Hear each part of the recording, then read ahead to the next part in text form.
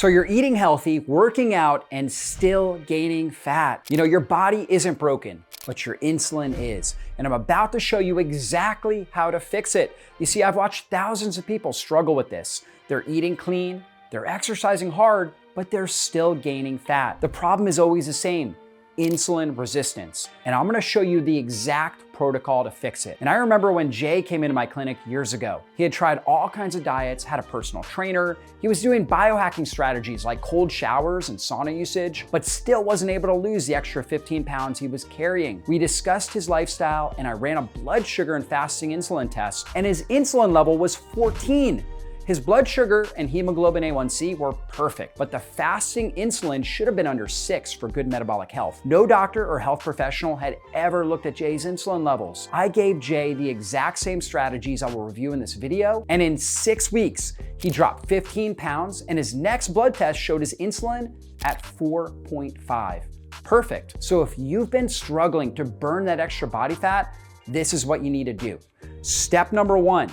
Stop eating 4 to 5 hours before bed. This is the easiest metabolic win, and almost no one does it. You see, the problem is that late night eating, it's the biggest driver of insulin resistance and belly fat. When you eat close to bed, insulin stays elevated while you sleep. This is because you're most insulin resistant at night. And when you eat, it stops you from burning fat, and it impacts your sleep quality and your liver's ability to properly detox. You see, you have a cascade effect. You end up waking up more insulin resistant, more inflamed, and heavier.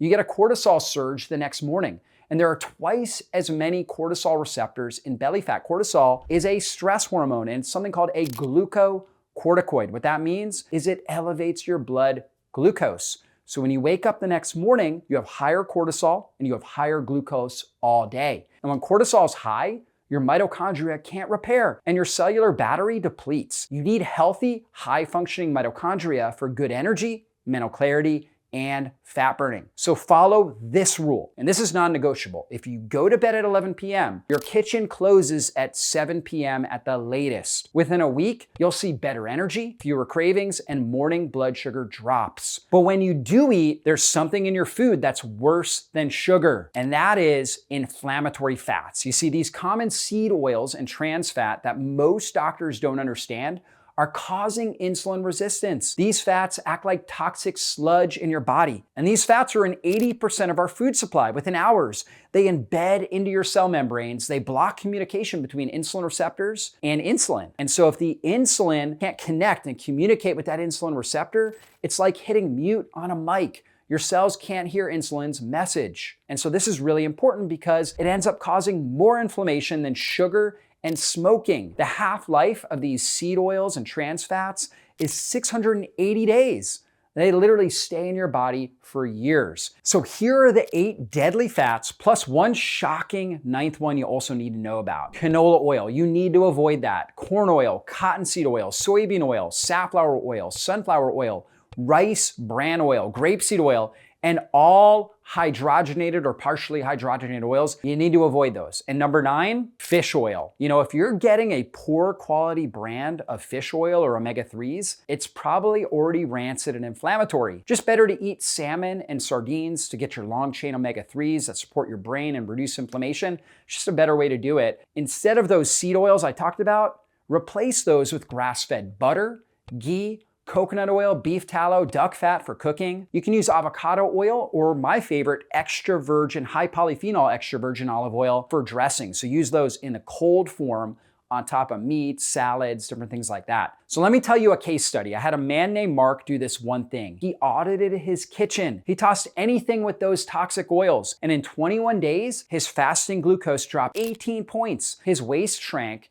His cravings disappeared, his energy skyrocketed. It was an oil change, and he felt better than ever. And so that's super important, but even if you fix your diet, you've got to know that there are invisible chemicals in your home that are destroying your metabolism. Step 3 is the toxin protocol, because we have to remove hidden toxins, which scientists call obesogens because they block your ability to burn fat and they lead to increased fat on your belly and around your organs. This is what most videos skip because they don't get it, but it's the most common reason people feel stuck today. You've got chemicals in your air, in your food, in your water, and in your home that trigger insulin resistance, and this is why they're called obesogens and diabetogens. You see, your body's number one priority is survival. And when toxins enter, the body activates pathways that shuttle them to fat cells. Now, the solution to pollution is dilution. What does that mean? That means toxins go to fat where there's room. And if you run out of room, your body actually enlarges the fat cells, or it'll just create new fat cells in order to get rid of the toxins, to put those toxins in there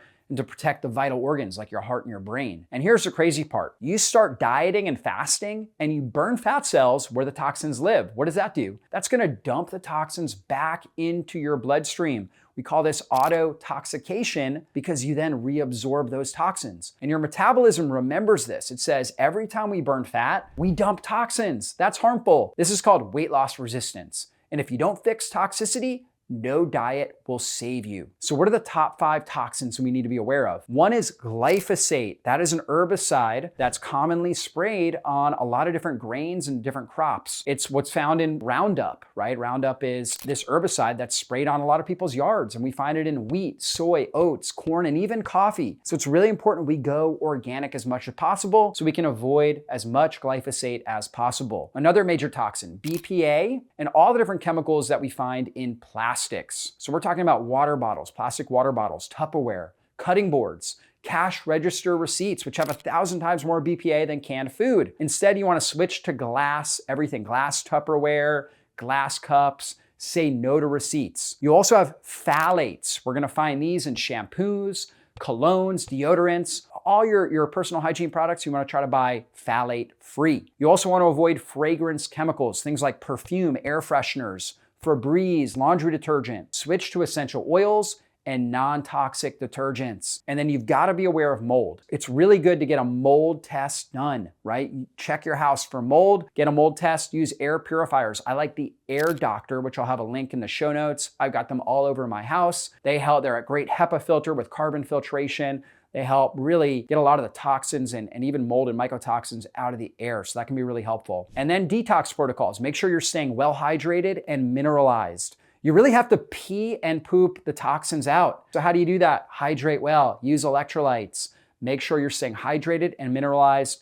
That will keep things moving through your system like a river and not being stagnant where they literally decay like a pond. You don't want things staying in your body. You want them moving through. You can also add in things like bitter herbs or bitter foods. Arugula, one of the best detoxifying foods is arugula, parsley, cilantro, radishes, apple cider vinegar, coffee, green tea, lemons, limes, things like that, all really good for helping your body detox. You want to sweat daily. You can do that through exercise, or even better, through sauna usage. And even better than just a dry sauna is an infrared sauna, because the infrared wavelengths actually penetrate deep into your tissue and they will actually move toxins out of your fat, and then you'll sweat them out, right? Or you'll pee and poop them out as long as you're well hydrated. Also, I recommend doing a 24-hour water fast weekly. So go from lunch on, let's say, Monday to lunch on Tuesday, right? Eat lunch Monday and then just drink water, herbal tea, black coffee, that's it, until lunch on Tuesday. That 24-hour fast will give your body time to help move toxins out of the fat cells and out of your body as long as you're staying hydrated. So now that you're removing toxins, here's how to teach your body and your metabolism to burn fat again. That takes us to step 4, regain your fat burning ability. You see, insulin resistance means you're stuck burning sugar, not fat. And here's how to improve your metabolic health and burn fat for fuel. Phase 1 is the first 7 to 14 days. You gotta lower your carbs to under 100 grams per day. That includes fiber. So you're counting all your carbs, including fiber, sugar, alcohols, should be under 100 grams per day, and increase your healthy fats and protein. Make sure you're getting at least 40 to 50 grams of protein per meal. Add in electrolytes. It could just be like a pinch of salt that you're adding to your water, or it could be like an actual calorie-free, no sugar added electrolyte powder, either unsweetened or sweetened with something like stevia. Just make sure it doesn't have sugar in it. And no snacking between meals. Just have breakfast, lunch, and dinner. So 3 meals, high protein, healthy fats, colorful fruits and vegetables. That's gonna shift you into a level of ketosis where your body actually starts burning fat for fuel and actually creates these ketones. These are water-soluble molecules that your liver makes from fatty acids. Those ketones will get into your brain where they actually turn on mitochondrial energy production. They allow your mitochondria to be able to burn fat more effectively. They also shut down inflammation in your body. Phase 2 starts after 14 days. We call it the 5-1-1 rule. And so we want to follow this every week. 5 days a week, we're doing an 18-hour fast and we're eating in a 6-hour eating window. Okay, so a good way to do this is Monday through Friday, you're eating in a 6-hour eating window. Let's say from 1 o'clock to 7 o'clock, right? 1 p.m. to 7 p.m., for example. That's when you have your meals. You could also do it in the morning if you wanted to. You could do it from like 8 a.m. to 2 p.m. as an example. That's a great window as well. In that time frame, you're eating 2 to 3 meals. High fat and protein, under 100 grams of carbs. For a lot of people, I mentioned 8 to 2, I mentioned 1 to 7. A lot of people like to do 12 to 6. It's a great time frame as well. Figure out the best 6-hour eating window for you, and then you're fasting outside of that. So if you're doing 2 to 3 meals, you might do a meal at 12 o'clock, or maybe a snack, high protein snack at 3 o'clock, and then dinner at 5 or 5:30. So you've eaten all your food and you're done by 6 p.m. The 5-1-1 is this: 5 days intermittent fasting, 18-6. 1 feast day, right? On that feast day, there's no fasting. You're eating 3 meals. You're increasing your carbs to 150 grams. That includes fiber. And you can get that from real foods, okay? I don't recommend processed foods. I recommend getting those carbs from things like fruit, sweet potatoes, or maybe white rice, okay? You also wanna make sure you're eating high protein, but you wanna lower your fat levels. Stay with the high protein, 40 to 50 grams per meal, and just drop down your fat levels. You wanna intentionally get out of fat burning for 1 day by increasing those carbs. That's actually gonna help train your body. It's gonna help activate more thyroid hormone for better metabolism, more sex hormone production, but then you're gonna get right back into a fasting cycle. In fact, you're gonna go right from there. We mentioned the 5 days intermittent fasting, 1 feast day, and then 1 full fasting day. It's gonna be either breakfast to breakfast, lunch to lunch, or dinner to dinner. During that 24-hour fast, you just drink water and minerals. You can also do black coffee, so coffee with nothing added, or herbal tea, okay? And so that could be on Sunday, it could be on, a weekend day. That's when a lot of people like to do it. Or it could be, if you wanted to do it on Monday, I guess that would be fine as well. A lot of people will do that. Now, case study, I remember Paul. Paul was over 300 pounds. He was pre-diabetic. The first 30 days he was following this, he lost 44.5 pounds. Can you believe that? In 30 days. Blood sugar dropped, he felt better than ever, and he regained hope. He went on to lose 80 pounds in 6 months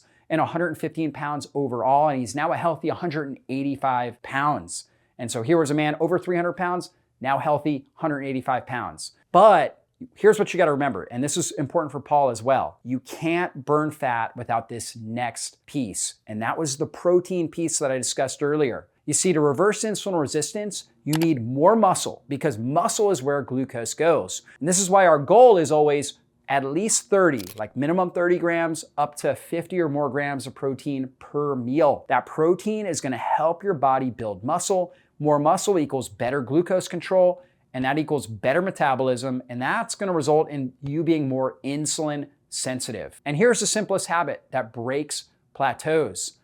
Walk. This is something that most people skip out on. Just 10 to 15 minutes of walking after your biggest meal of the day, that can be groundbreaking for you. It's the one thing that cuts glucose and insulin spikes. It improves digestion, it reduces inflammation. This simple habit breaks plateaus, but none of that is gonna work if you don't fix this final thing. You need an identity change. This is step 7. If you're thinking, I'm broken, I'm too old, I'm diabetic, I'll always fail, your body's gonna follow that script. Healing happens when identity shifts.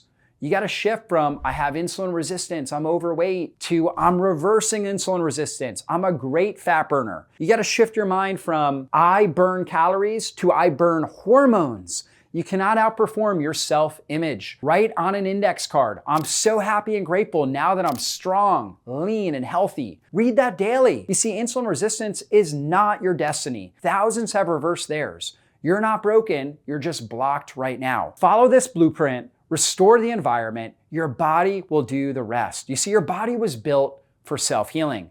Start with 1 step today and just keep going. Guys, share this video with somebody that you know and that you care about, maybe somebody that's struggling to lose weight. Share this video with them. It can literally change and save their life. So be sure to do that. We'll see you on a future video training. Be blessed.